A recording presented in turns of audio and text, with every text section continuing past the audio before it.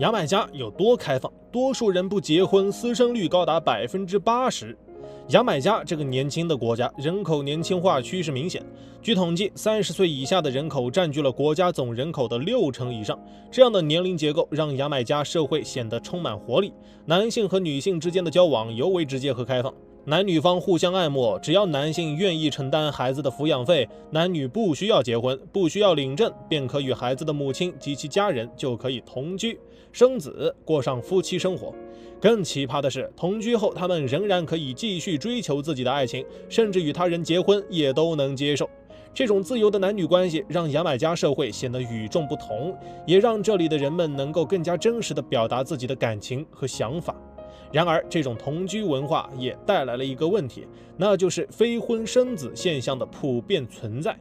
在牙买加，私生率特别高，据说超过80%的新生儿都是私生子，也就是说，每10个孩子中有8个是在没有父亲登记的情况下出生的。这个比例之高，让人啧舌。究其原因，还得从历史说起。牙买加以前是殖民地，那时候的奴隶制度让社会变得很不平等。这种历史背景可能让当地人觉得传统婚姻和家庭观念不是那么重要。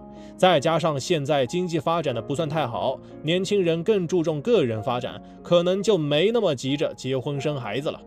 牙买加那边的人对性这事儿比较开放，未婚先孕的现象很常见。有些人可能觉得有了孩子也没关系，反正不需要承担太多责任。这样一来，私生子就越来越多了。牙买加可以说是世界上唯一一个可以随心所欲生孩子的国家。在牙买加，单亲家庭也非常普遍，他们并不会受到社会的歧视或排斥。相反，这些家庭往往能够得到社会的支持和理解。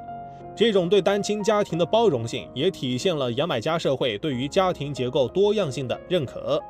这些家庭虽然与传统观念中的家庭有所不同，但在这里却能够得到社会的接纳和尊重。牙买加的教育资源有限，很多人的受教育程度都不高，这就导致他们难以找到稳定的工作，收入也不稳定，导致贫富差距大。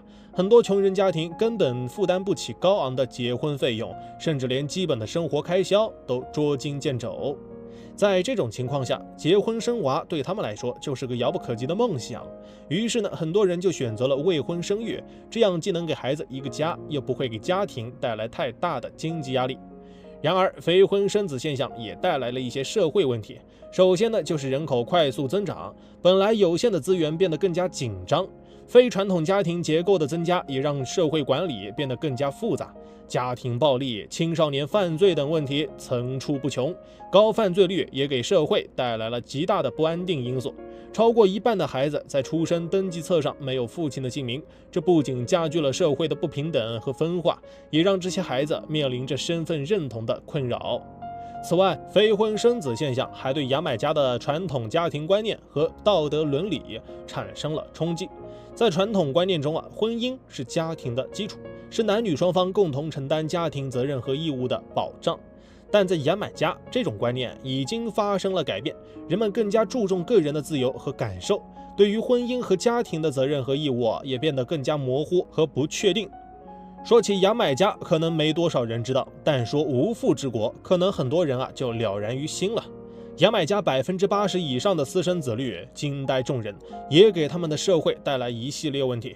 但话说回来，我们确实也不能单一的认为非婚生子现象就是负面的。在牙买加，这种家庭结构也带来了一些积极的影响，比如它让男女双方能够更加自由地表达自己的感情和想法，也让家庭关系变得更加灵活和多样化。这种多样化的家庭结构也让牙买加社会更加充满活力和包容性。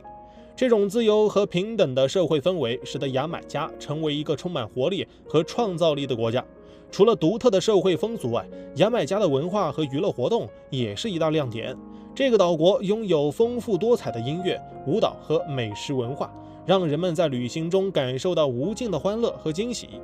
雷鬼乐作为牙买加最具代表性的音乐类型之一，以其独特的旋律和节奏吸引了全球无数乐迷。在牙买加的大街小巷里，你总能看到人们在随着雷鬼乐的节奏欢快地舞动。而在各种音乐节和庆祝活动中，雷鬼乐更是成为了主角。除了雷鬼乐外，牙买加还有许多其他类型的音乐文化。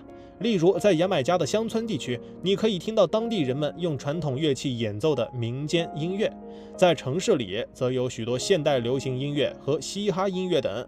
这些不同类型的音乐文化相互交融，碰撞出独特的火花，为牙买加的文化氛围增添了更多色彩。